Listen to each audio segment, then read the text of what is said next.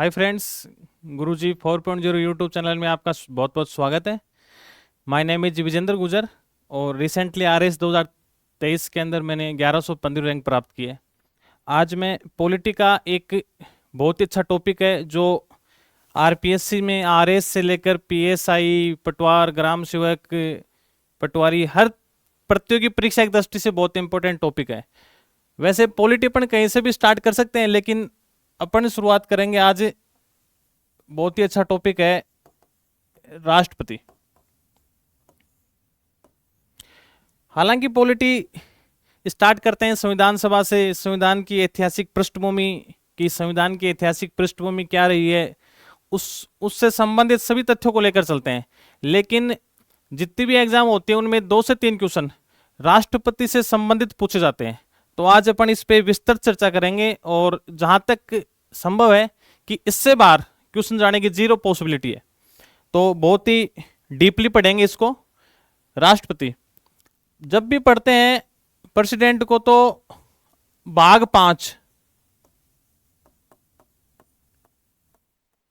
Article 52 से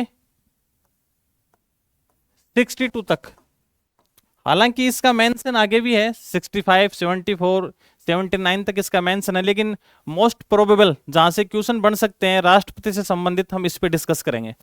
तो article 52 से 62, भारत में क्या ब्रिटिश संसदीय शासन व्यवस्था अपनाई गई है जिसको बोलते हैं अपन वेस्टमिंस्टर प्रणाली। संसदीय व्यवस्था में क्या होता है कि 2 धुरियां होती हैं।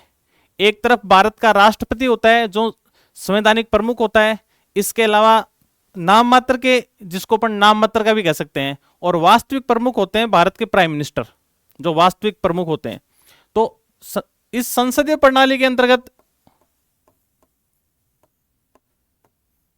एक तो हो गए संवैधानिक प्रमुख,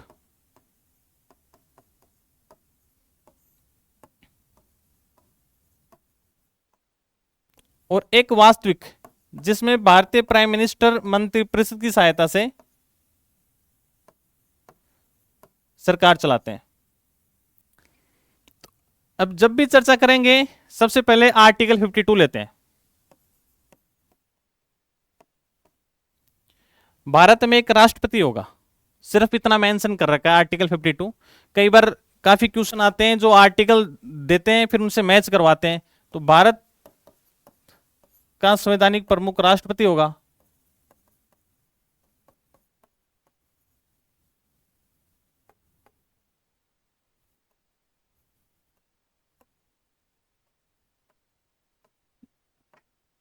भारत में एक राष्ट्रपति होगा, आर्टिकल 52। इसके बाद आर्टिकल 53। आर्टिकल 52 इतना इंपॉर्टेंट नहीं है।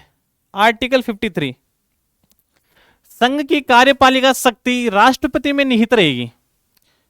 जो भी संघ के कार्य होंगे, कहने का तात्पर्य कि राष्ट्रपति उसके अधीनस्थ, अधीनस्थ का तात्पर्य मंत्रिपरिषद व प्राइम मिनिस्टर, उसकी शक्तियों का उपयोग करेंगे। जितने भी कार्य होते हैं संसदीय व्यवस्था में सारे राष्ट्रपति के नाम से होते हैं। तो उसके अंतर्गत क्या होता है, मंत्रिपरिषद, मंत्रिमंडल और राष्ट्र प्रधानमंत्री उन शक्तियों का प्रयोग करते हैं उसके अधीनस्थ। तो 53 में 2 क्लोज हैं। फर्स्ट क्लोज के अंदर रखा है कि संघ की कार्यपालिका शक्ति उसमें निहित रहेगी।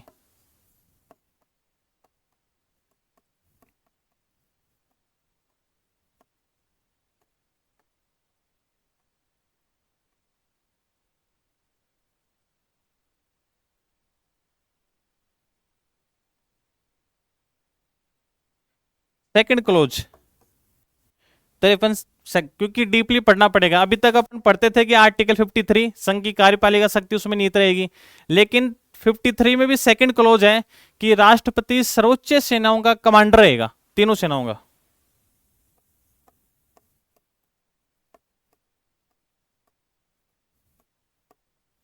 अब इसका मतलब तो ये हुआ कि कई बार प्रेसिडेंट को भी ऐसी फीलिंग्स आने लग जाए कि मैं तो सबसे बड़ा कमांडर हूं पूरी सेनाओं का, जैसे चाहूं वैसे कर सकता हूं। लेकिन भारतीय संविधान की सबसे बड़ी विशेषता क्या है कि ये जहां अभिव्यक्ति दे रहा है अपनी पावर्स यूज करने की, वहीं कहीं ना कहीं कंट्रोल भी करता है।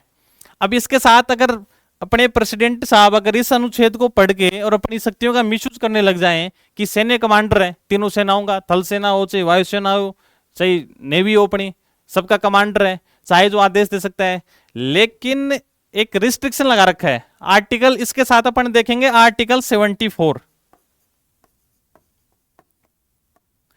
आर्टिकल 74 क्या कहता है कि राष्ट्रपति को सलाह देने के लिए प्रधानमंत्री, मंत्रिपरिषद व प्रधानमंत्री रहेगी, उसकी सलाह के अनुसार कार्य करेगा। यह आर्टिकल 74 का फर्स्ट क्लोज कहता है कि मंत्रिपरिषद व प्राइम मिनिस्टर की सलाह से कार्य करेगा।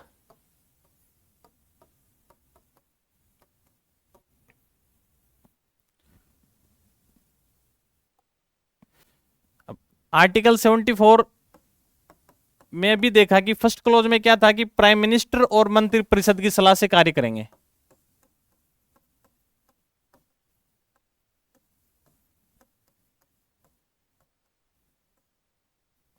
अभी तक जैसे इमरजेंसी लगी भारत में जब भी, तो इमरजेंसी के बाद प्राइम मिनिस्टर थे इंदिरा गांधी उस समय, उन्होंने एक जिसको अपन कहते हैं मिनी कॉन्स्टिट्यूशन 42वां संविधान संशोधन किया था, 42वां कॉन्स्टिट्यूशन अमेंडमेंट।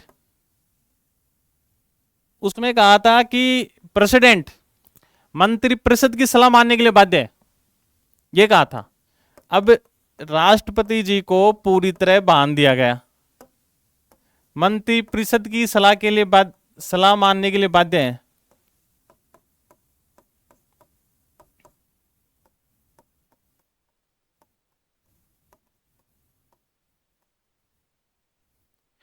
अब सलाह की प्रकृति क्या है, लिखित सलाह है, मौखिक सलाह है, कैसी सलाह है।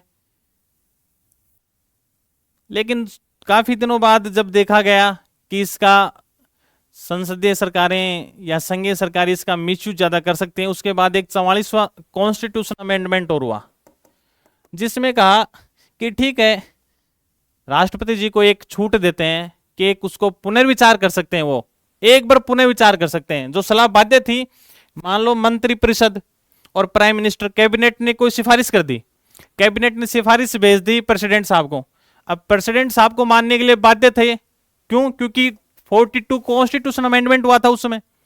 लेकिन 44वें कॉन्स्टिट्यूशन अमेंडमेंट में क्या किया गया कि राष्ट्रपति जी अपनी सलाह को, जो मंत्रिपरिषद ने जो सलाह दी है, एडवाइस दी है, उसको एक बार पुनः विचार के लिए भेज सकते हैं, एक बार पुनः विचार के लिए भेज सकते हैं। इसलिए 44 कॉन्स्टिट्यूशन अमेंडमेंट किया गया कि उनको एक अवसर दिया जाता है कि वो पुनः विचार के लिए भेज सकते हैं।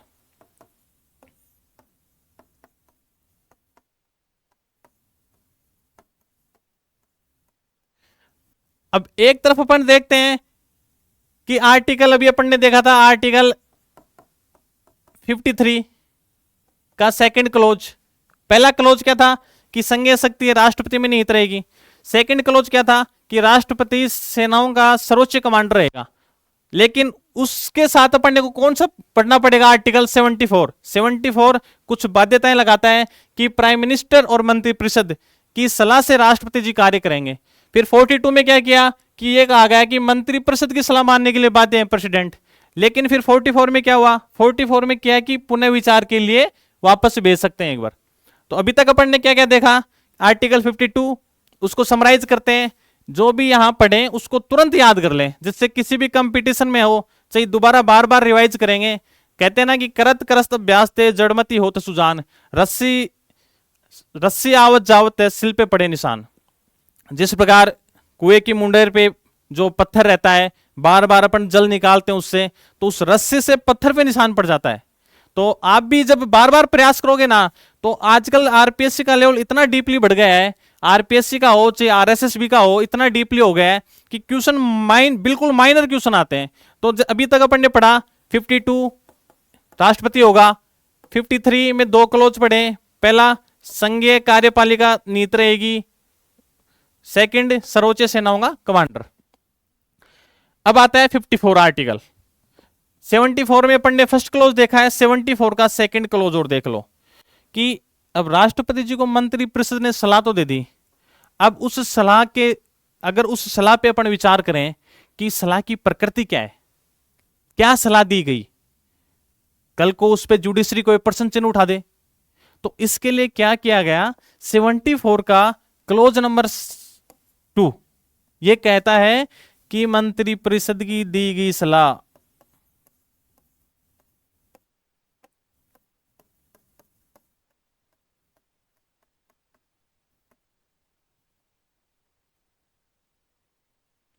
किसी भी न्यायालय में या न्यायालय द्वारा प्रश्न नहीं किया जाएगा उस पर क्या सलाह दी गई थी, कि जुडिशरी भी ये नहीं पूछ सकती कि सलाह क्या दी गई थी, उसके लिए जुडिशरी को भी प्रतिबंधित कर दिया गया। तो अपन ने देखा 52 देख लिया था, 53 के 2 क्लोज थे, उसमें अपने को लगा कि प्रेसिडेंट साहब तो बहुत पावरफुल है, तो उसके लिए अपन ने उसके साथ क्या देखा, 74। अब अपन देखते हैं इसके बाद आर्टिकल 54, बहुत ही इंपॉर्टेंट है। 54 क्या होता है, 54 में क्या होता है कि निर्वाचक मंडल दे रखा है राष्ट्रपति का,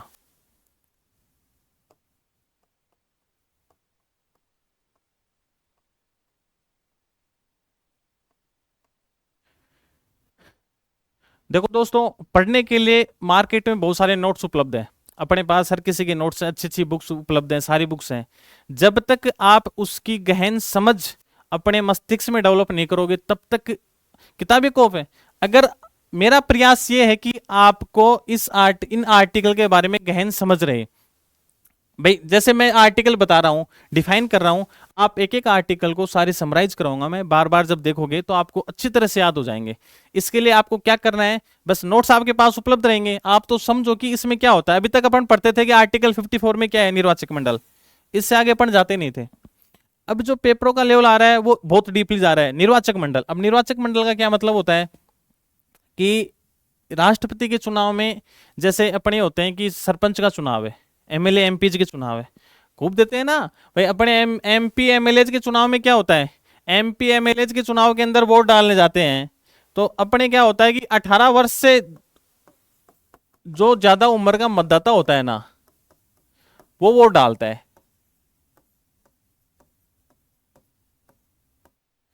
18 वर्ष से ज्यादा उम्र का वोटर्स अपने वोट डालता है। सरपंच का चुनाव होता है, चाहे एमपी का होता है, एमएलए का चुनाव होता है। अपने लोकतंत्र की सबसे बड़ी खूबी क्या है भारत में, यहाँ हर वर्ष कहीं ना कहीं चुनाव रहते हैं। अभी नवंबर में बिहार में चुनाव है, तो अपने क्या है कि 18 वर्ष जिसने आयु प्राप्त कर ली वो अपने राइट टू वोट का यूज कर सकता है, वोट का अधिकार है उसको। अब राष्ट्रपति का चुनाव है तो चुनाव में अपन थोड़े वोट डाल सकते हैं।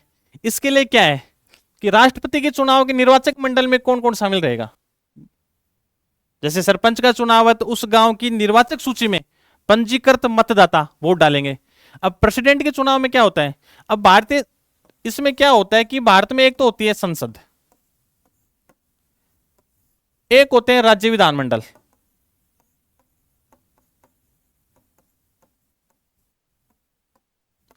संसद फिर दो भागों में विभाजित रहती है, एक तरफ होती है लोकसभा, एक तरफ होती है राज्यसभा।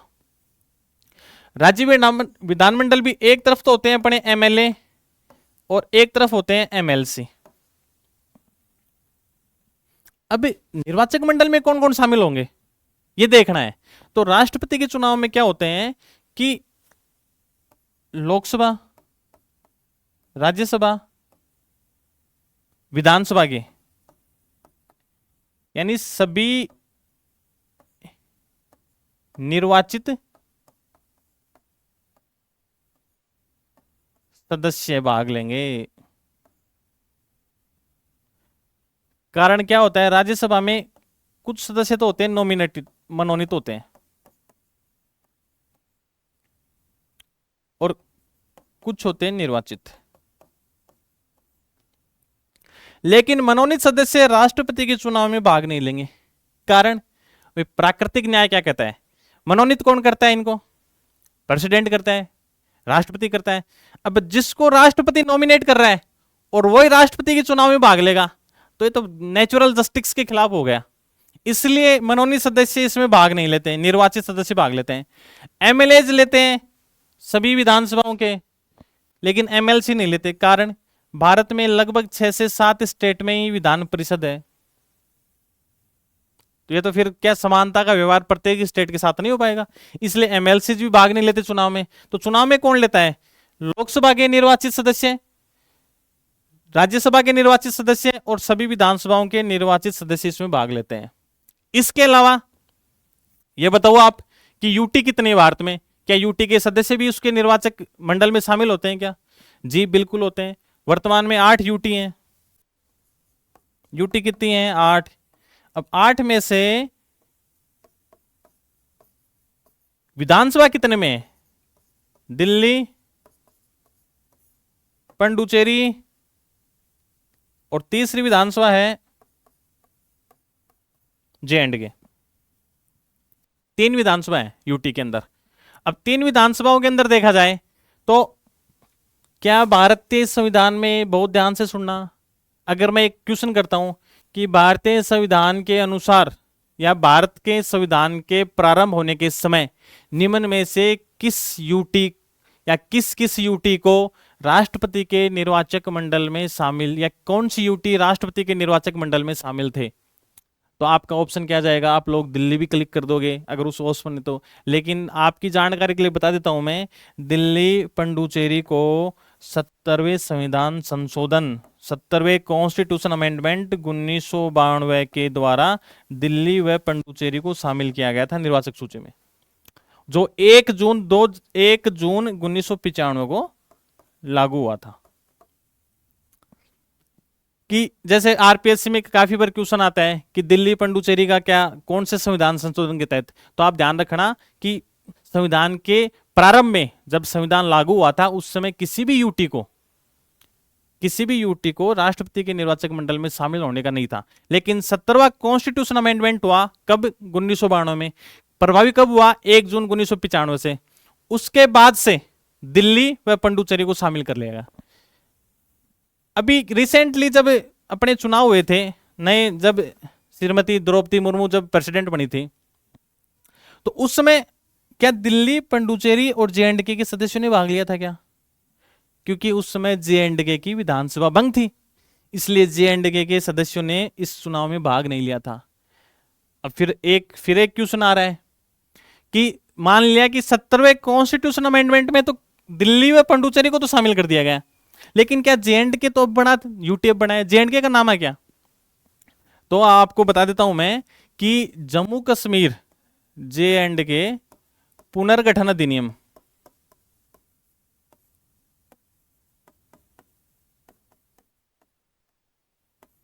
2019 में ये मेंशन किया गया है कि जो अधिकार, जो राइट्स पुडुचेरी को प्राप्त होंगे वो जे.एंड.के को प्राप्त होंगे।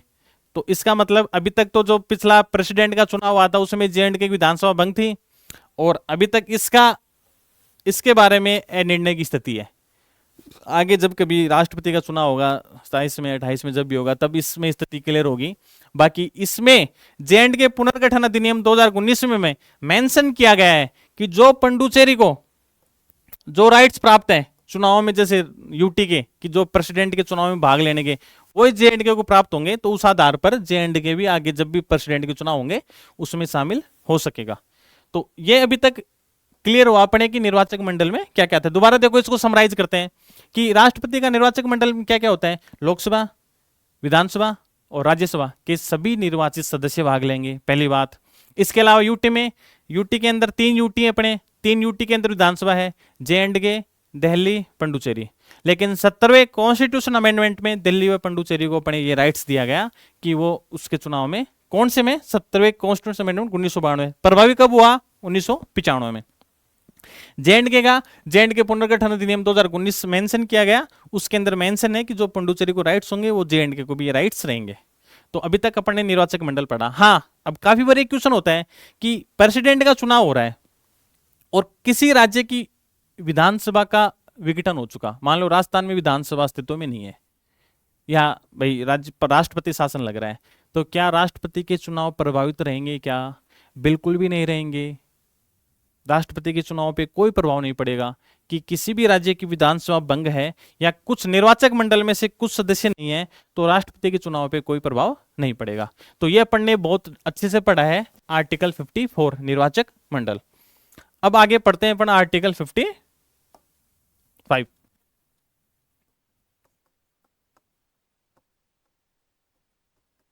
इसमें क्या है? मैनर्स ऑफ इलेक्शन, राष्ट्रपति के चुनाव का तरीका क्या है।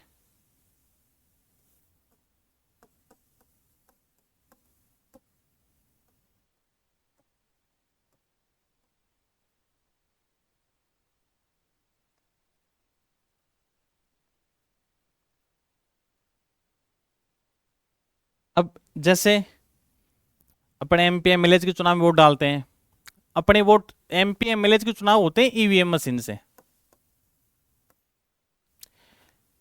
लेकिन राष्ट्रपति के चुनाव किससे होते हैं? बैलेट पेपर से, ध्यान रखना। आगे फिर कलर होता है, एक बैलेट पेपर हरा रंग का होता है, कोई नीले रंग का होता है बैलेट पेपर, उस पर ज्यादा अपने को जाना नहीं है। राष्ट्रपति का चुनाव बैलेट पेपर से होता है। अपने दो सिस्टम है, first past the post system, एक है आनुपातिक प्रतिनिधित्व है।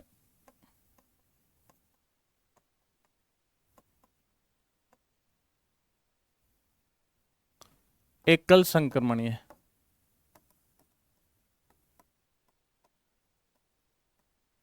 इसमें क्या होता है? जैसे मान लो सीकर लोकसभा है, उसका चुनाव हुआ, 4 कैंडिडेट हैं ए बी सी डी, इनको वोट मिले 38, इनको मिले 22, इनको 15, इनको 8।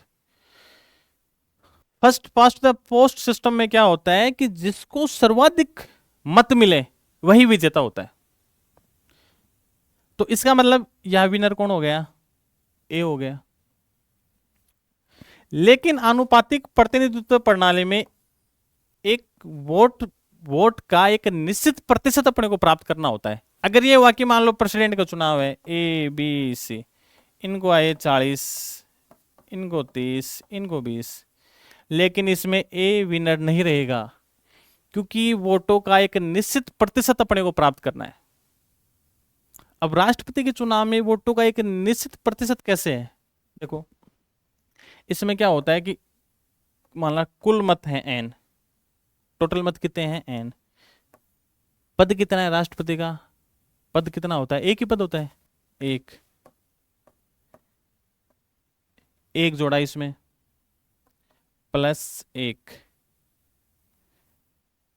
आगे इक्वेशन बनाओ एन अपॉन 2 प्लस 1।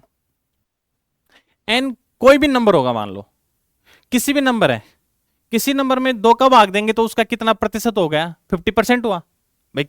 एन जो भी है, तो एन में दिया तो अपने किसी भी कोई भी नंबर लेंगे, उसमें अगर अपन 2 से डिवाइड करेंगे तो उसका कितना प्रतिशत होगा? 50%। ये हो गया 50% प्लस 1।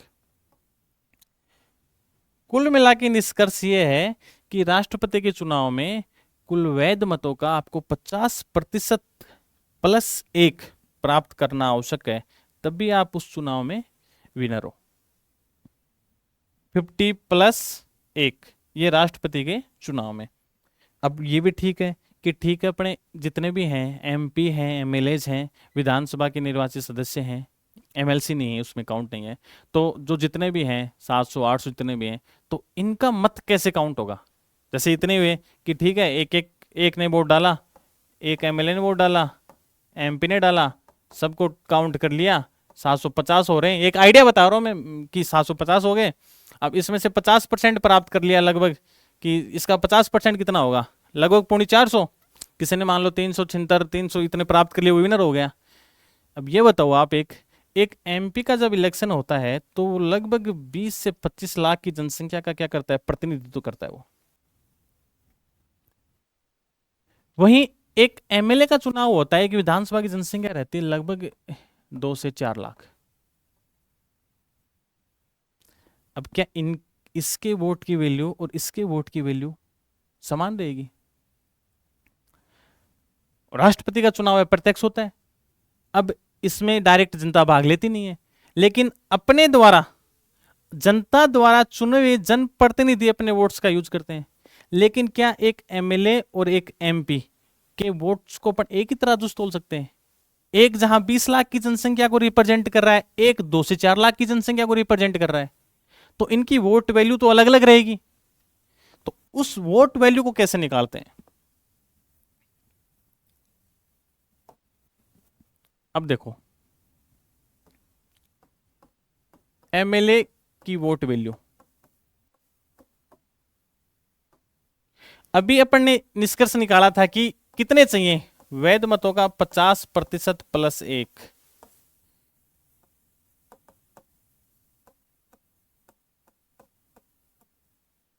टोटल।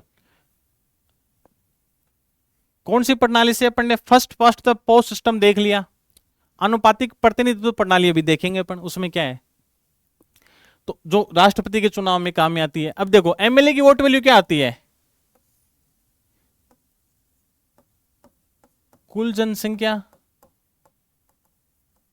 कहां की, उस स्टेट की, जिस स्टेट के एमएलए की वोट वैल्यू निकालेंगे उसकी जनसंख्या, उसके सभी निर्वाचित सदस्य, न कि कुल सदस्य। कैसे सदस्य हैं ये ध्यान रखना, निर्वाचित सदस्य। अब जैसे राजस्थान की देखेंगे, वे 6 लाख तो जनसंख्या हो गई, और यहाँ लगभग 200 से 200 एमएलए चुनते हैं। अब मान लो एक सीट पे अभी उपचुनाव हो रहा है, लेकिन आप निकालो, मोटा मोटा आइडिया निकालो कि 6 करोड़ जनसंख्या और उसमें 200 का भाग दोगे तो बहुत बड़ा एक अमाउंट आएगा। तो ऐसे वोटों को कैसे काउंट करेंगे? इसलिए इसको क्या करते हैं, इसको 1/1000 से गुणा कर देते हैं। आरएस प्री 2025 में क्या क्वेश्चन आया था, आरएस प्री 2024 में 4 कथन दे दिए कि एक एमएलए के वोट से संबंधित, और ऐसा ऑप्शन दिया था 1/100 भी दे दिया था कंफ्यूज करने के लिए। लेकिन क्या डीपली जब पढ़ाई नहीं करते हैं तो फिर उसमें कंफ्यूज हो जाते हैं, और बहुत से बच्चों ने 1/100 भी क्लिक कर दिया कि सही है, जबकि उसका आंसर क्या था कि कुल जनसंख्या बटे सभी निर्वाचित सदस्य। इसमें भी ध्यान रखना, न कि कुल सदस्य, निर्वाचित सदस्य, और इनटू 1/1000। इससे निकालेंगे तो राजस्थान के जो एमएलए हैं इनकी वोट वैल्यू कितनी आती है, 129। अभी तक तो काम चल जाता था, मोटा मोटा पढ़ लेते थे, लेकिन अब अभी यूपीएससी में गत वर्ष क्वेश्चन पूछा था, उसमें 3-4 स्टेट की वोट वैल्यू दे दी थी।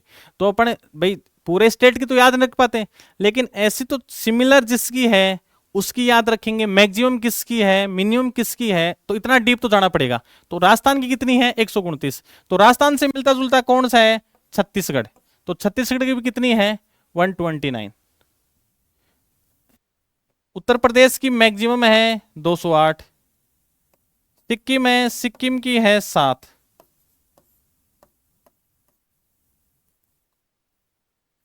राजस्थान छत्तीसगढ़ की 129 मैक्सिमम पूछे, यूपी की, सिक्किम की 7, इसके अलावा अरुणाचल प्रदेश और मिजोरम की 8, नागालैंड की 9 है। इसके अलावा अगर अपन देखें असम व पंजाब,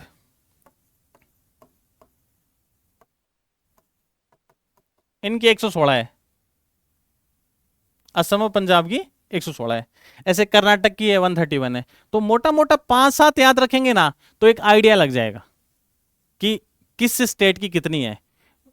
इवन यहां तक तो आपको याद रखनी पड़ेगी कि राजस्थान की इतनी है, यूपी की इतनी है, मैक्सिमम सिक्किम की इतनी। इसके अलावा आप याद रखो तो अरुणाचल प्रदेश और मिजोरम, इनकी कितनी है, 8, नागालैंड की है 9, असम पंजाब की है 116। ये याद रखनी पड़ेंगी, क्योंकि जिस हिसाब से इन फ्यूचर आरपीएससी का जो पेपर जा रहे हैं, अभी रिसेंटली आपने रिजल्ट देखा होगा फर्स्ट ग्रेड पॉलिटी का, जिसमें पूरे राजस्थान में मात्र 6 बच्चे क्वालिफाई हुए हैं। तो कहीं ना कहीं या तो कोचिंग इंस्टीट्यूट के जो नोट्स हैं उन पे डिपेंडेंसी ज़्यादा बढ़ रही है स्टूडेंट्स की, टेक्स्ट बुकों की कमी आ रही है, एनसीईआरटी आरबीएससी की किताबों से मोहभंग हो रखा है। तो बहुत डीप नॉलेज लेना पड़ेगा। तो अगर इससे बाहर, फिर बता रहा हूं, इससे बाहर क्वेश्चन आने की 0 पॉसिबिलिटी है। ये अपन ने देख ली किसकी वैल्यू, एमएलएज की वोट। अब अपन देखेंगे सांसद की वोट।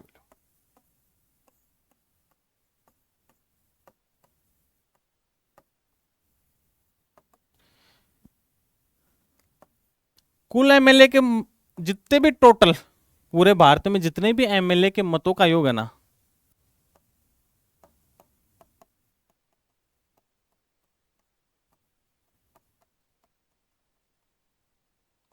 और सभी निर्वाचित सदस्यों की संख्या, जितने भी एमपी है ना उनकी,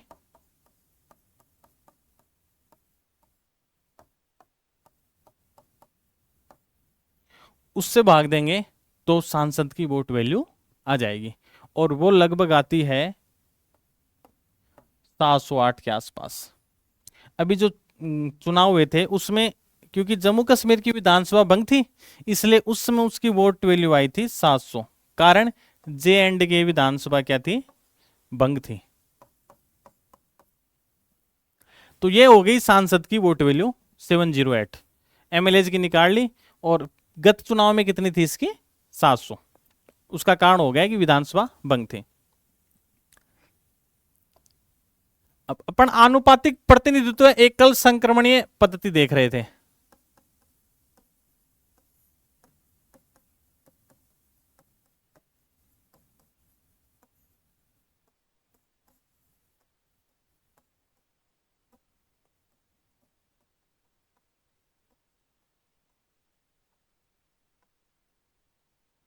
अब जब भी प्रेसिडेंट का चुनाव होता है, तो जैसे सरपंच का, एमपी एमएलए के चुनाव में अपन वोटिंग डालते हैं अपने जहां नजदीक कोई भी बूथ होता है, मतदाता बूथ, वहां डालते हैं।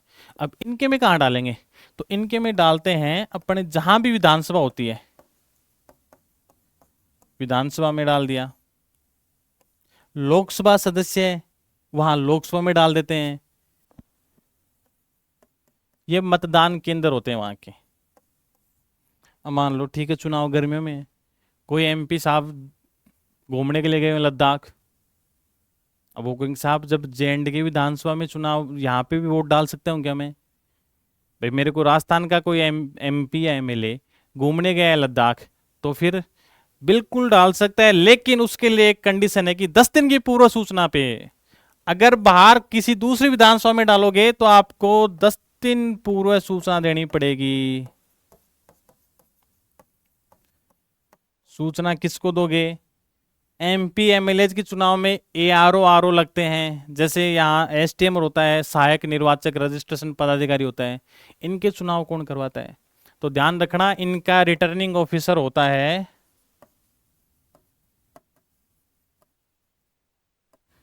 या तो राज्यसभा या लोकसभा का जनरल सेक्रेटरी। आरएस मेंस का क्वेश्चन है 2 नंबर का। या तो राज्यसभा या लोकसभा का महासचिव।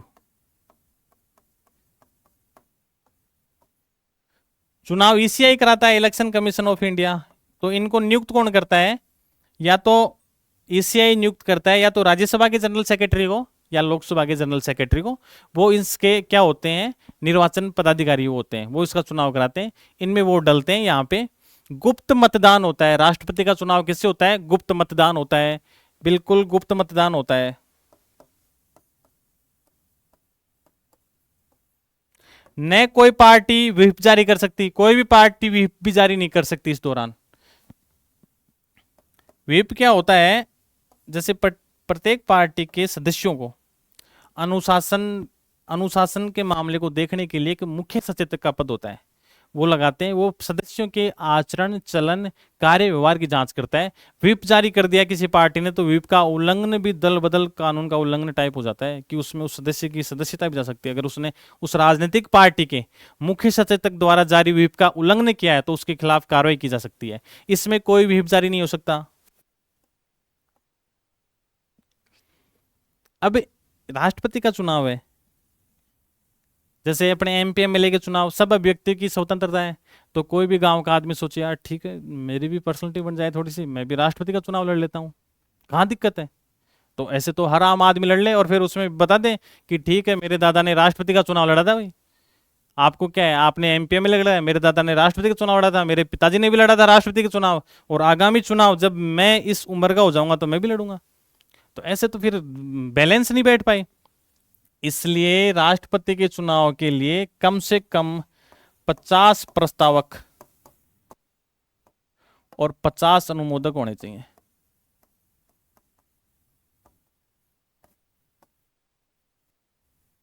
ठीक है, कोई एमपी का चुनाव लड़ रहा है, एमएलए का, उसको तो भाई हमारा नेता कैसा हो, जो भी चुनाव लड़ेगा उसका नाम लेके, नारे वाले तो तैयार रहते ही हैं, कहीं भी चले जाओ, संघर्ष हमारा साथी है जैसे नारे लगाने के लिए बहुत रहते हैं। लेकिन वो 50 प्रस्तावक व 50 अनुमोदक उस निर्वाचक मंडल में से होने चाहिए। मतलब आपके पास या तो 100 सांसद या एमएलए होने चाहिए आपके पास, तब आप प्रेसिडेंट का चुनाव लड़ सकते हो, नहीं तो आम आदमी खड़ा हो जाए। इसलिए आप देखना राष्ट्रपति के चुनाव में 2 प्रत्याशी मिलते हैं, तीसरा प्रत्याशी अभी तक नहीं खड़ा हुआ कभी, क्योंकि आपके पास 50 प्रस्तावक होने चाहिए, 50 अनुमोदक होने चाहिए, और वो भी निर्वाचक मंडल में। तो उसके वोट कौन डालता है? एमपी एमएलए, जो निर्वाचित सदस्य हैं, राज्यसभा के हो लोकसभा के हो। तो उसके इस कारण से कितने चाहिए? 100 चाहिए। इसलिए हर कोई चुनाव नहीं लड़ सकता। किसी की जमानत जब्त हो गई, जमानत जब्त हो जाती है। कुल वैध मतों का अगर 1/6 प्राप्त नहीं हुआ तो जमानत जब्त की राशि बहुत कम है, मात्र 15,000 रुपए आरबीआई द्वारा जमा किए जाएंगे। जमानत राशि को देखते तो हर कोई लड़ सकता है, लेकिन बाधा कहाँ आती है? सबसे बड़ी 50 प्रस्तावक 50 अनुमोदक राष्ट्रपति के चुनाव में। तो अब वोट डालने गए तो राष्ट्रपति के चुनाव में क्या होता है कि राष्ट्रपति का चुनाव अनुपातिक प्रतिनिधित्व एकल संक्रमण पद्धति से होता है। इसमें क्या होता है कि वरीयता देनी पड़ती है अपने को। जैसे ए बी सी 3 चुनाव लड़ रहे हैं, वोट डालने वाले हैं, ये वरीयता दे दी 1 2 3 1 2 3 1 2 3। ये बेसिक वैसे बता रहे हैं कि कैसे, मतलब प्रत्येक बैलेट पेपर होता है। आज तो बैलेट पेपर जैसे सरपंच के चुनाव में पहले चलता था, पंच के चुनाव में बैलेट पेपर होता था, प्रत्याशी का नाम अंकित रहता है, उसका ये मोहर लगाते थे। तो आपको वरीयता देनी पड़ेगी कि 1 नंबर की वरीयता, जैसे चुनाव हुआ था द्रौपदी मुर्मू सामने यशवंत सिन्हा थे, तो द्रौपदी मुर्मू को किसी ने दिया 1 नंबर, तो यशवंत सिन्हा को भी वरीयता देनी पड़ेगी, चाहिए 2 नंबर, तो 1 2 ऐसे वरीयता देते हैं। और जब वरीयता देते हैं और उसमें काउंट करते हैं कि टोटल वो वैध मतों का कितना प्रतिशत, 50% से अगर अधिक प्राप्त कर लिया तो वो विनर है। अभी तक सिर्फ एक बार ऐसा हुआ है कि वीवी गिरी जी थे जब राष्ट्रपति, तब द्वितीय दौर की गणना हुई थी, तब वीवी गिरी प्रेसिडेंट बने थे।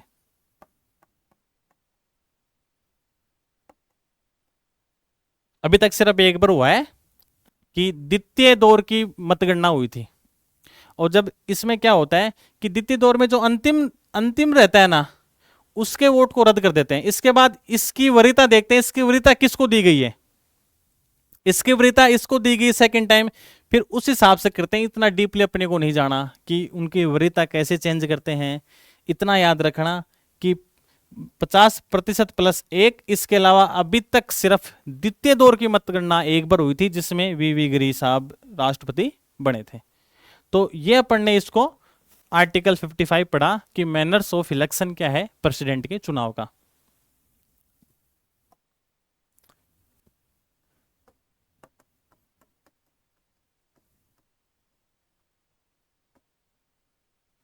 एक बार समराइज कर देते हैं, लोकसभा, राज्यसभा और एमएलए निर्वाचित।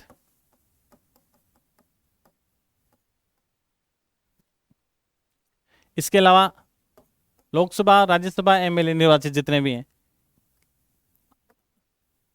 आनुपातिक प्रतिनिधित्व प्रणाली से चुनाव होता है। सिंगल ट्रांसफरेबल वोटर पद्धति होती है। मत अभी देखे थे 708 तो इनके आए थे, राजस्थान का 129 था, छत्तीसगढ़ का 129 था, 208 यूपी का था मैक्सिमम, इसके बाद 7 सिक्किम का था। अभी तक सेकंड दौर की मतगणना हुई थी जिसमें सिर्फ वीवी गिरी साहब बने थे। तो ये इसका अपन ने रिवाइज कर लिया। बाकी इस वीडियो को आप दोबारा देखोगे तो आपको अच्छे से समझ में आ जाएगा। अगला आर्टिकल होता है 56।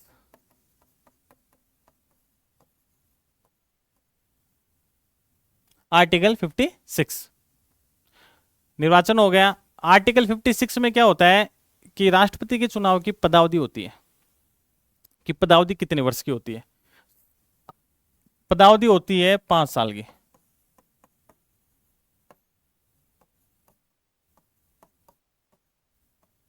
5 वर्ष की होती है। मान लो प्रेसिडेंट साहब ने रिजाइन दे दिया, अब रिजाइन किसको देगा? हमेशा जब भी राष्ट्रपति रिजाइन देता है तो वाइस प्रेसिडेंट को देता है। इसमें भी 2-3 क्लोज हैं। 56(1) है, फिर 56(1) क है और 56(1) ख है। रिजाइन किसको देगा? रिजाइन देगा राष्ट्रपति उपराष्ट्रपति को। ठीक है, यहां तक ठीक है भाई। राष्ट्रपति का कार्यकाल 5 साल का होता है, रिजाइन देगा किसको? वाइस प्रेसिडेंट को। अगर वाइस प्रेसिडेंट साहब नहीं है तो रिजाइन किसको देगा? तो रिजाइन देंगे सीजीआई को। लेकिन वाइस प्रेसिडेंट को संबोधित करके रिजाइन दिया जाएगा। वाइस प्रेसिडेंट को संबोधित होगा, जैसे मान लो कि अपन किसी स्कूल में है, स्कूल में अपन लीव लेनी है अपने को, तो एप्लीकेशन कैसे लिखेंगे? श्रीमान प्रधानाचार्य महोदय, प्रिंसिपल छुट्टी पे है, कोई दूसरा व्यक्ति सीनियर है वो जो कार्यवाहक है, तो क्या अपन ये लिखेंगे श्रीमान कार्यवाहक प्रधानाचार्य? ये तो लिखेंगे सेवा में श्रीमान प्रधानाचार्य। तो एप्लीकेशन तो उसी को लिखेगा। तो हमेशा जब भी वाइस प्रेसिडेंट है तब तो ठीक है, नहीं है तो उनको संबोधित करके देंगे।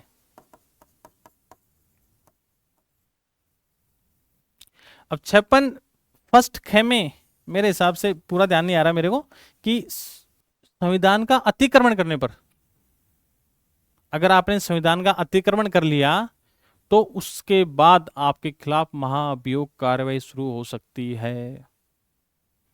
बहुत ही अच्छा बिंदु है ये कि क्वेश्चन आ गया कि राष्ट्रपति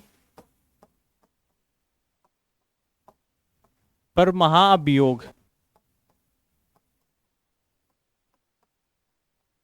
कौन से आर्टिकल में मेंशन है? आर्टिकल आ गया 56, 55, 58, 59। अभी तक अपन ने पढ़ा सिर्फ 61 है कि महाभियोग प्रक्रिया किस में होती है? 61 में होती है। लेकिन 61 की आधारशिला कहाँ रखी गई थी? 56 के अंदर रखी गई थी। अभी तक तो सीधा सीधा पढ़ते हो कि महाभियोग, यार आर्टिकल 61 तो दे नहीं रखा है इसके अंदर। कहीं ना कहीं गराते हैं और देखते हैं ये क्वेश्चन तो डिलीट होगा। अरे भैया क्वेश्चन डिलीट नहीं होगा, डिलीट की बजाय डीप स्टडी करते तो ज्यादा बेहतर रहता कि 56 में इसकी आधारशिला रखी गई है। अगर संविधान का अतिक्रमण होता है तो राष्ट्रपति के खिलाफ महाभियोग प्रक्रिया चालू हो सकती है। आर्टिकल 56 में मेंशन कर रखा है 56(1) ख में, इसलिए 56 इंपोर्टेंट हो जाता है कि महाभियोग की प्रक्रिया कहां मेंशन कर रखी है? 56(1) ख में। अभी तक पढ़ते थे, ठीक है। 56 पदावधि है, सबको पता है, 5 साल का कार्यकाल है। ये जरूर है कि 5 वर्ष का कार्यकाल पूर्ण होने से पहले राष्ट्रपति का चुनाव करवाना आवश्यक है। अभी तक भारत में परंपरा रही है लगभग कि 25 जुलाई को राष्ट्रपति अपने शपथ लेते हैं, 25 जुलाई को। तो 25 जुलाई से पहले, 25 जुलाई से 60 दिन पहले एक अधिसूचना जारी की जाती है। वो एक्ट होता है एक राष्ट्रपति का निर्वाचन, राष्ट्रपति निर्वाचन एक्ट 1952, और एक होता है 1974। ध्यान रखना कभी कोई क्वेश्चन आ जाए बहुत ज्यादा डीप हो जाए ना कि राष्ट्रपति का चुनाव के लिए, चुनाव संचालन के लिए कौन सी दिशा निर्देश है, तो एक तो 1952 और 1974 दो एक्ट है जो राष्ट्रपति के चुनाव से संबंधित है, 52-74। तो 25-60 दिन पहले अधिसूचना जारी की जाती है और जब तक नया राष्ट्रपति अपना पद ग्रहण नहीं कर लेता तब तक वो जो पूर्व में राष्ट्रपति थे वो पद पे बने रहते हैं। लेकिन भारत में विगत काफी समय से, शायद वीवी गिरी के बाद से ये परंपरा चली आ रही है कि लगभग 25 जुलाई को सभी राष्ट्रपति शपथ ले लेते हैं और 5 वर्ष का कार्यकाल। अब कार्यकाल पदावधि है। भारत में संविधान में कहीं कोई बाधा नहीं है कि एक व्यक्ति चाहे कितनी भी बार भी राष्ट्रपति रहे। जैसे यूएसए में है, यूएसए में फिक्स है एक व्यक्ति 2 बार से ज्यादा राष्ट्रपति नहीं बनेगा। ट्रंप साहब की तो चॉइस है कि मैं बार बार बनूं, लेकिन संवैधानिक बाध्यता है वहां की। बराक ओबामा 2 बार रहे थे।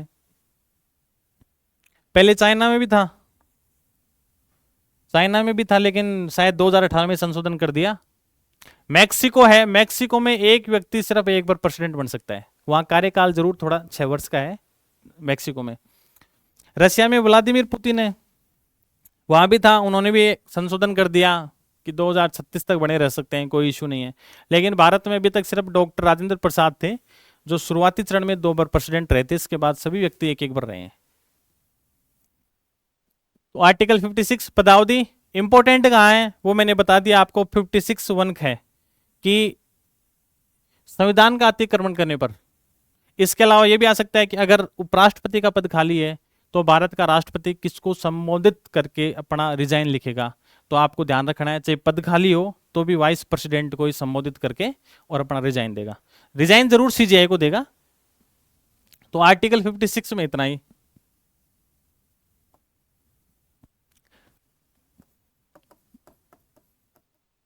फिफ्टी सेवन बस 62 तक राष्ट्रपति मेंशन है, अपना जल्दी टॉपिक पूरा होने वाला है। 62 तक है, उसके बाद आगे कुछ। 57 में क्या है, पुनर्निर्वाचन, वो मैंने अब आपको भी पहले बता दी।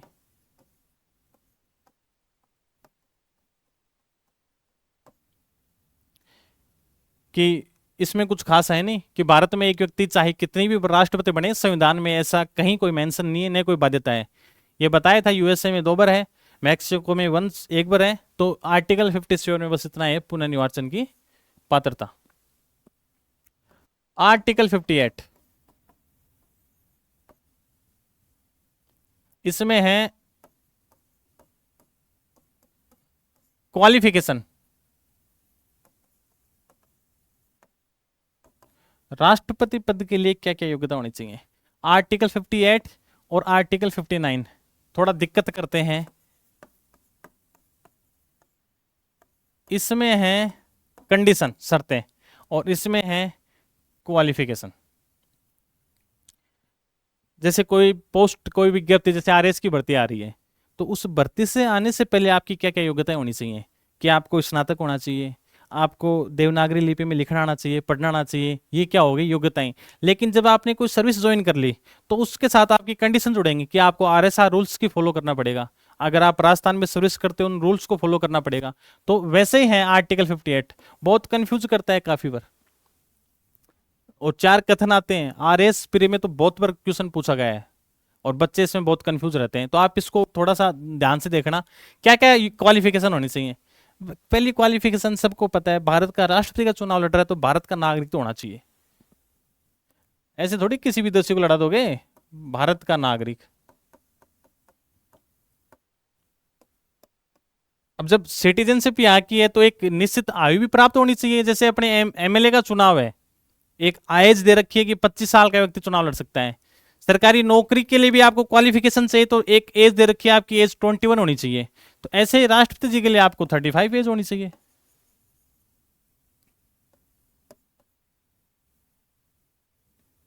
तीसरा, भारत का नागरिक, उम्र 35 साल और कोई लाभ का पद धारण नहीं करेगा। ये इसकी होगी क्वालिफिकेशन कि कोई भी लाभ का पद धारण नहीं करेगा। अब लाभ के पद का मेंशन क्या है कि जो ऑफिस ऑफ प्रॉफिट है ना,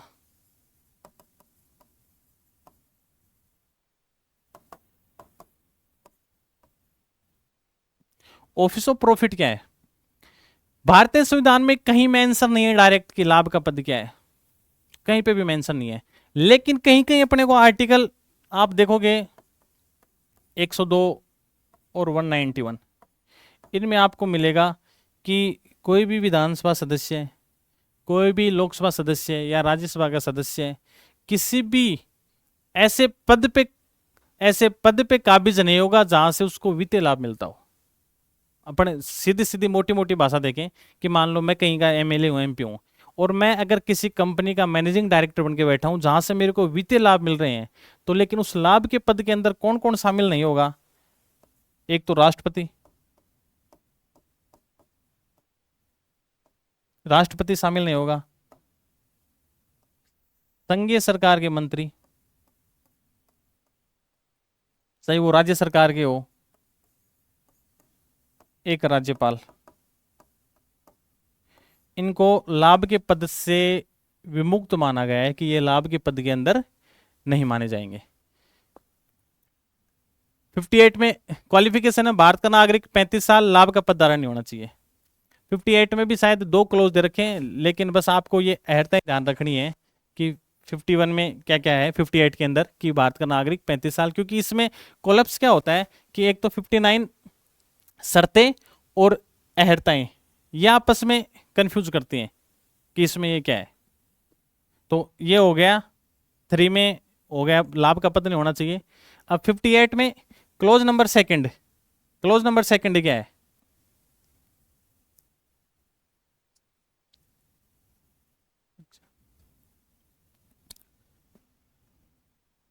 फिफ्टी एट में क्लोज नंबर सेकंड यही था कि लाभ का पद नहीं होना चाहिए, और इसमें था कि भाई लोकसभा सदस्य होने की योग्यता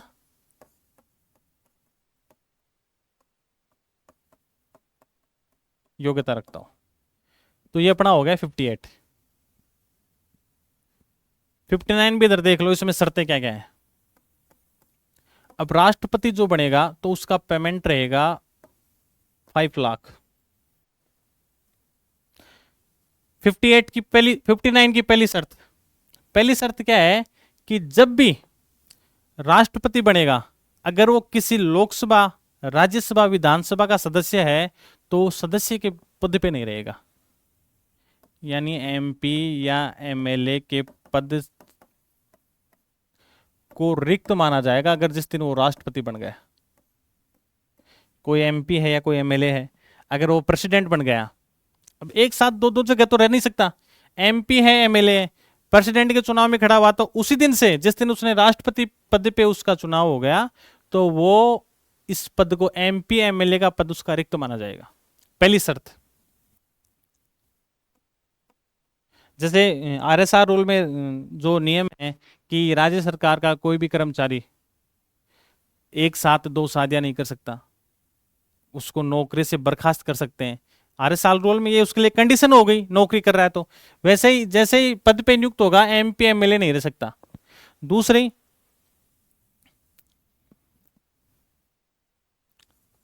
लाभ का पद भी धारण नहीं करेगा। तीसरी, उसको बिना किराए दिए हुए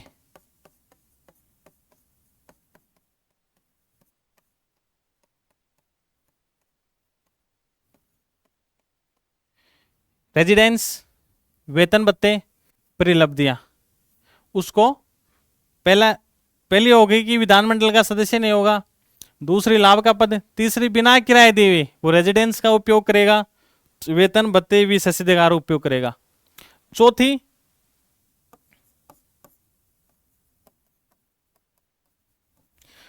में क्या है कि उसको जो भी वेतन भत्ते मिल रहे हैं ना, उनमें कोई भी अलाभकारी परिवर्तन नहीं किया जाएगा पदावधि के दौरान।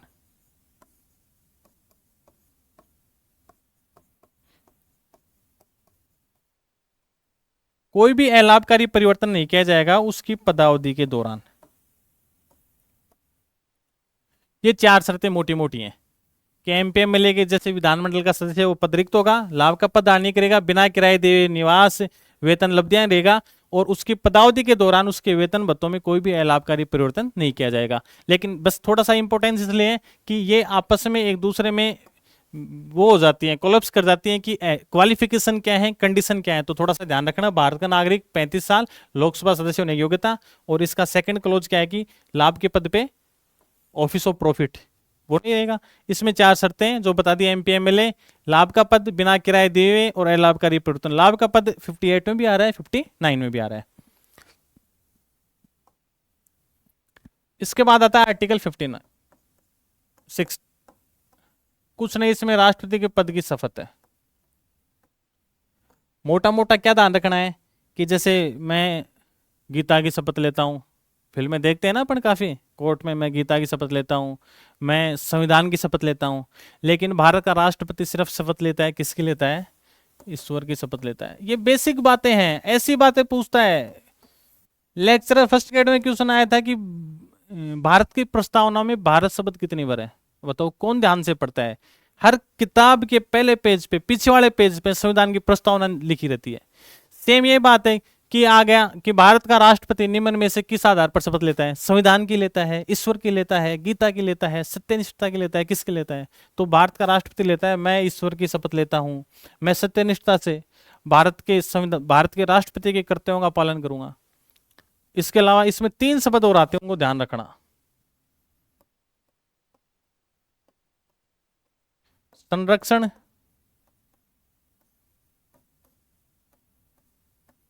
प्रतिरक्षण, इसके अलावा एक शब्द और आता है। 3 शब्द कौन कौन से आते हैं? संविधान का संरक्षण करूंगा, प्रतिरक्षण करूंगा, और उसको देख रहा हूं मैं, ध्यान आ रहा है, परिरक्षण, संरक्षण और प्रतिरक्षण। पहले प्रिरजू और आता है। ये इसलिए ध्यान रखना कई बार कि क्रम से पूछ लेते हैं कि भारतीय संविधान में शपथ में कौन कौन से शपथ निहित हैं राष्ट्रपति की शपथ में?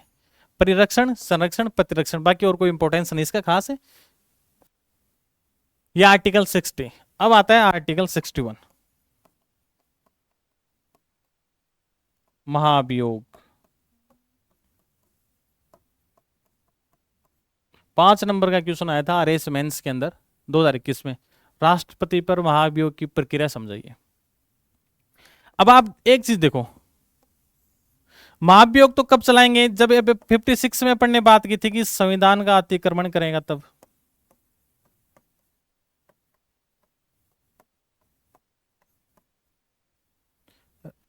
मान लो कोई संविधान की ऐसी कोई जिसका अतिक्रमण किया राष्ट्रपति जी ने, तो महाभियोग प्रक्रिया शुरू करेंगे।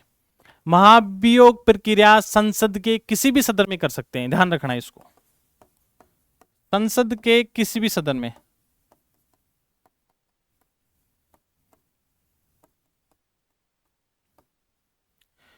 जिस भी सदन में प्रेसिडेंट के खिलाफ महाभियोग लाग रहे हैं, उस सदन के 1/4 या 25% सदस्यों के हस्ताक्षर होने चाहिए। कितने सदस्यों के? 25% सदस्यों के।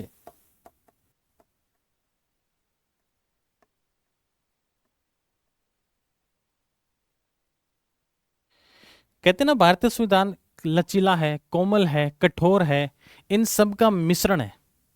अभी राष्ट्रपति जी को बहुत तो ऐसे हो जाए कि मैं तो मेरी शक्तियों को चाहे जैसे यूज कर सकता हूं, तो उनको भी हटाने के लिए आर्टिकल 61 में महाभियोग प्रक्रिया दे रखी है। तो उसके लिए क्या है कि किसी भी सदन के किसी भी सदन में, चाहे राज्यसभा में हो चाहे लोकसभा में हो, इजीली ला सकते हो, लेकिन उसके लिए उस सदन के 25% सदस्यों के हस्ताक्षर अनिवार्य है। ठीक है, आपने ले आया, मान लिया, अब जिस भी सदन में ले आए तो उस जब प्रस्ताव लाए हो तो उस पर डिस्कस तो होगा, चर्चा होगी, लेकिन चर्चा के 14 दिन पूर्व जिस भी सदन में चर्चा कर रहे हो, आपको 14 दिन पूर्व राष्ट्रपति जी को सूचित करना पड़ेगा। क्यों सूचित करना पड़ेगा?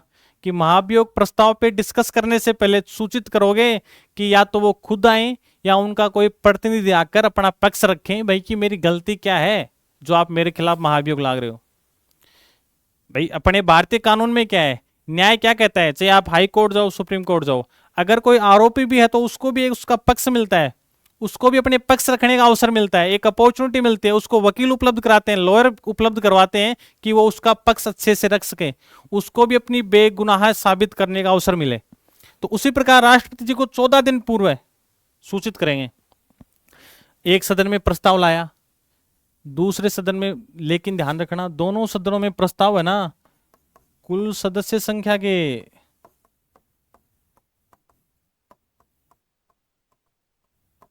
2/3 बहुमत से पारित होना चाहिए। दोनों सदनों में कुल सदस्य संख्या के 2/3 बहुमत से पारित होते राष्ट्रपति अपने पद से हट गए। कहीं कोई दिक्कत नहीं है अगर 2/3 सदस्य, अगर कुल सदस्य संख्या के, लेकिन इससे पहले जब जिस सदन में प्रस्ताव लाया गया वहां के 25% सदस्यों ने सिग्नेचर करके दिया, दूसरे सदन में मामला जाएगा, वहां सदन एक कमेटी बनाता है, उस कमेटी का संविधान में कहीं कोई जिक्र नहीं है कि उस कमेटी के सदस्य क्या होंगे। दूसरा सदन कमेटी बनाता है कि इनकी जांच करेगी। तो इसलिए राष्ट्रपति के जो महाभियोग प्रक्रिया है इसको अर्धन्यायिक प्रक्रिया भी कहते हैं, क्योंकि ये कानूनी के साथ साथ विधायी भी है, कानूनी व विधायी। इसलिए राष्ट्रपति का जो है अर्धन्यायिक प्रक्रिया है, महाभियोग कैसी प्रक्रिया है, अर्धन्यायिक। मोस्टली कहते हैं यूएसए से ली गई है, लेकिन शायद ये मिलती जुलती ज्यादा आयरलैंड से, आयरलैंड से थोड़ी ज्यादा मिलती जुलती है। अगर ऑप्शन दोनों हो, आयरलैंड हो यूएसए हो, तो आप आयरलैंड को चूज करना। अर्धन्यायिक प्रक्रिया है, महाभियोग दोनों सदनों में किसी में बुला सकते हैं। 25% सदस्यों के सिग्नेचर अनिवार्य है।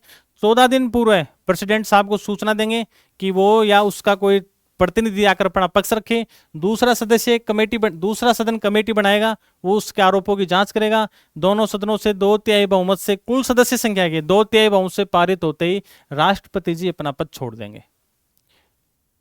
ऐसा का ऐसा 5 नंबर का क्वेश्चन आया था RAS मेंस 2000 शायद उसमें 23 में, राष्ट्रपति पे महाभियोग प्रक्रिया क्या है। तो अब बहुत डीपली हो गया, कोई भी कथनाई ऐसे नहीं कि उपस्थित संख्या के, कहां घुमाता है एग्जामिनर बहुत माइनर करता है कि उपस्थित सदस्य संख्या के 2/3। आप सोचो कि 2/3 बहुमत है, लेकिन आपने ये नहीं देखा कि वहां कुल सदस्य संख्या दे रखी है और वहां क्वेश्चन में दे रखा है उपस्थित सदस्य संख्या के। इसलिए जितना भी हो सके डीपली पढ़ो, एक बार पढ़ो, बार बार पढ़ो, जिससे आपको एग्जाम में सफलता जल्दी मिलेगी, सुनिश्चित होगा कि आपका भी सिलेक्शन होगा। इसलिए अच्छी चीजें पढ़ो, अच्छे लोगों से पढ़ो, अच्छा कंटेंट पढ़ो। ये हो गया राष्ट्रपति पे महाभियोग, आर्टिकल 61। मेरे हिसाब से इसमें और कुछ चीजें छूटी नहीं है आर्टिकल 61 में। ये हो गया महाभियोग 14 दिन पूर्व है। इसके अलावा एक दो बातें हो रहे हैं कि जब भी महाभियोग ला रहे हो ना, तो उसमें संयुक्त अधिवेशन नहीं बुलाया जाएगा कभी भी, कि जॉइंट संयुक्त अधिवेशन नहीं बुलाया जाएगा महाभियोग के लिए, कि अलग दोनों सदन एक साथ बैठे। आर्टिकल 108 कहता है कि संयुक्त अधिवेशन बुला सकते हैं, नहीं, संयुक्त अधिवेशन नहीं बुलाया जाएगा बिल्कुल भी। और महाभियोग की प्रक्रिया भारतीय संविधान में सिर्फ राष्ट्रपति के लिए है और किसी के भी लिए नहीं है। तो ये अपना वो हो गया, महाभियोग हो गया। अब इसके अलावा चलते हैं 61 पे आते हैं। 62 कुछ खास नहीं है कि राष्ट्रपति का पद रिक्त हो गया तो आगामी राष्ट्रपति के आपको चुनाव कराने हैं। बिल्कुल सही बात है कि राष्ट्रपति का पद रिक्त हो गया और आपको चुनाव कराने हैं, क्योंकि 5 वर्ष का कार्यकाल होता है। इसकी चर्चा अपन ने पहले की थी कि 60 दिन पूर्व अधिसूचना जारी की जाएगी।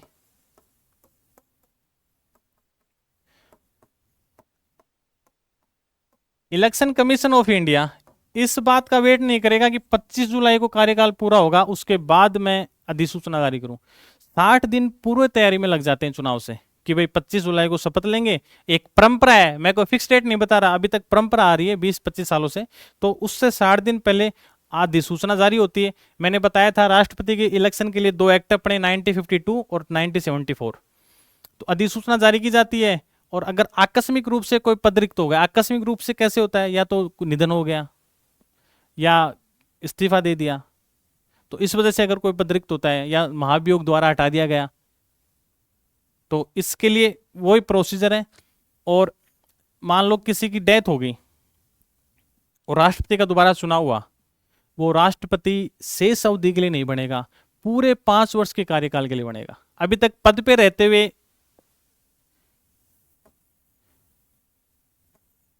एक तो जाकिर हुसैन साहब का निधन हुआ था, एक फखरुद्दीन अली थे,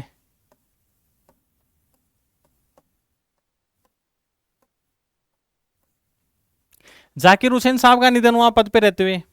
उस समय वाइस प्रेसिडेंट थे वीवी गिरी। तो कार्यवाहक राष्ट्रपति किसको बनाया,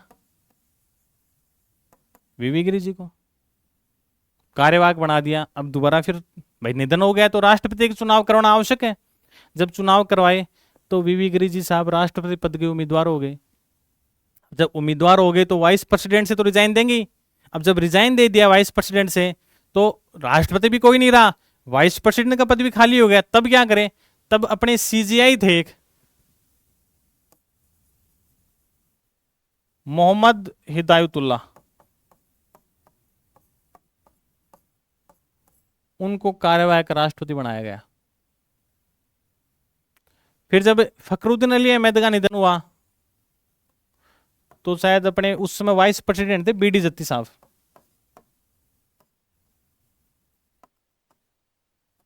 तो इनको बनाया गया। अभी तक पद पे रहते हुए दो राष्ट्रपति थे जिनका निधन हुआ था, डॉक्टर जाकिर हुसैन, फखरुद्दीन अली। जाकिर हुसैन का निधन हुआ तो ये वाइस प्रेसिडेंट थे वीवी गिरी, तो वीवी गिरी साहब को फिर क्या बनाया गया, कार्यवाहक राष्ट्रपति। जब राष्ट्रपति के चुनाव हुए तो ये खुद स्वयं उम्मीदवार थे उस दौरान, इसलिए इन्होंने रिजाइन किया तो प्रेसिडेंट वाइस प्रेसिडेंट दोनों पोस्ट खाली हो गए, तो तत्कालीन सीजीआई मोहम्मद हिदायतुल्लाह को कार्यवाहक राष्ट्रपति बनाया गया। तो कार्यवाहक राष्ट्रपति अभी तक तीनों हैं, वीवी गिरी, मोहम्मद हिदायतुल्लाह और बीडी जत्ती। बीडी जत्ती साहब का नंबर कैसे आया, अपने फखरुद्दीन अली साहब का इंतकाल हो गया था इसलिए इनका नंबर आया। तो ये आर्टिकल 62 था। उम्मीद करता हूं कि अपन ने प्रत्येक बिंदु को बहुत अच्छे से किया है, और आगे बचा राष्ट्रपति से संबंधित इनका कैसा कार्यकाल रहा है, कितने राष्ट्रपति रहे हैं, तो उनका कार्यकाल और अपन पार्ट 2 में देखेंगे, जिसकी आज सिर्फ वैसे पढ़ा है, आगे इसकी स्लाइड लेके और इनका प्रत्येक का कार्यकाल अपन देखेंगे। और आशा है कि आप सभी के लिए बहुत अच्छा साबित होगा ये। धन्यवाद।